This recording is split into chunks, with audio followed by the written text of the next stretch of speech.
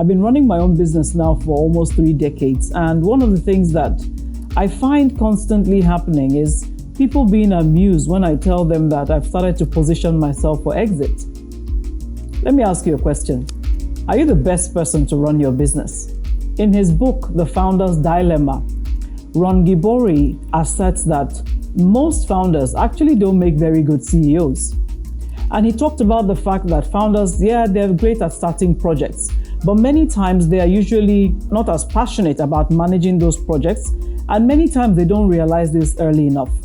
So research shows that there is a big difference between what it takes to start a business and what it takes to keep it running profitably and sustainably over the long term. Now, this is particularly true because as the business is growing and expanding, its dynamics are changing.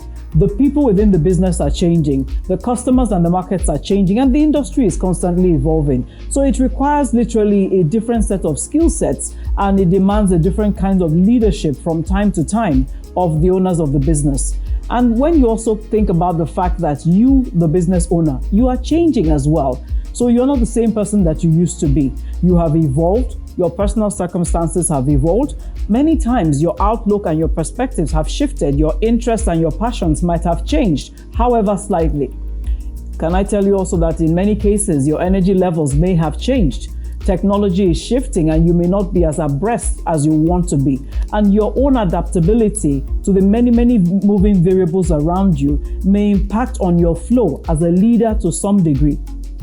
Keeping all this in perspective, let me ask you again, are you the best person to run your business? So, when you do an honest self-appraisal, you should be able to answer this question for yourself and face your own reality. And let me say that this is not something to say that every single one of us has to step out of our business at some point in time. It's just for you to be attentive to the fact that perhaps in your case or in my case, that might be the more expedient thing to do from a long-term sustainability perspective in the interest of the business. Much as you are currently running the business as a CEO, much as the company is successful to some degree today, is it possible that your business has the potential to be more, to do more, and to impact more if someone else is steering the ship? In Wasserman's book, which is titled The Founder's Dilemma, he put something out and he says that for every founder of a business, you're going to get to a point when you want to decide whether you want to be rich or king.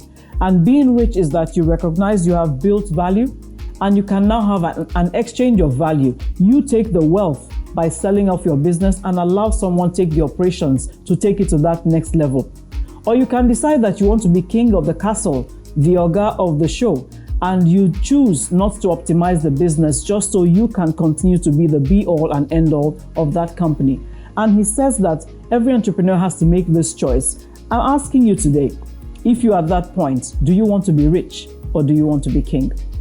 And I'm also asking that literally you step outside of yourself and take this as an independent analysis, performance assessment, review. If you were not the person that you are running your business, how would you assess the you that is running your business? You can also ask some trusted members of your team if you can take the criticism, because there will surely be some, and ask them how you are doing, how they see your strengths, what gaps they see, and ask them honestly if they feel that you are as effective a leader as you could be, or perhaps someone else would do a better job. If you can handle the smoke, if you can handle the heat, I should say.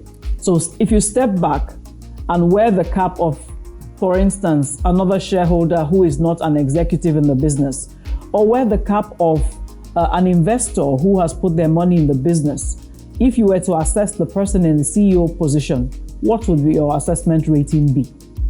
When you have this assessment and you identify gaps, are you also able to see what you require to put in place to close those capacity gaps if that's what they are? Could you perhaps step back from the day-to-day operations of your business and take a more advisory role? Get someone else to do the grind on a day-to-day basis? A decision like that doesn't make you a failure. It actually makes you worthy of more respect. So I want to encourage you today as a business person, especially if you've been in business for a while as I have, to take some time out to do an assessment of yourself. Did I hear you ask what kind of metrics you should use to evaluate yourself? Well, I tell you what, there are actually several CEO evaluation tools that are out there, free tools that you can use to, rate yourself. And one of the best ways to even start this narrative is to ensure that between you and your senior leadership team and your board of directors, you set a performance scorecard for yourself as the CEO every year. That way you can literally have a benchmark that shows you if you're driving the business as effectively and efficiently and as profitably as you can. When you have that high level of accountability to your board, again, you're able to step back and ask yourself, am I the best person to run my business? Please take time, even this early, and put in place your annual performance scorecards and see, as an owner, as a manager of your business, what kind of added capacity you need to be building consistently so that when you do have these evaluations, you can always tick the box and say, yes, I'm still doing an excellent job as the CEO of my business. I hope this has been useful to you today, and I look forward to getting your feedback as we work together to try to grow those great, formidable institutions that I'm looking forward to seeing more and more from individual entrepreneurs like myself. Take care.